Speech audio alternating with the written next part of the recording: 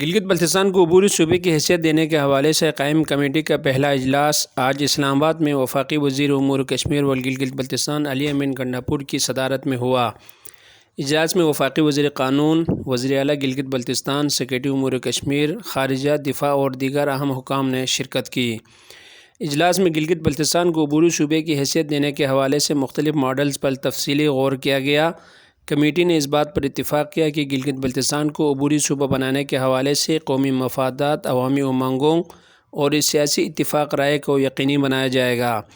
اجلاس سے خطاب کرتے ہوئے علی امین گنڈاپور نے کہا کہ گلگت بلتستان کو عبوری صوبے کی حیثیت دینے کے لیے اقدامات کیے جا رہے ہیں۔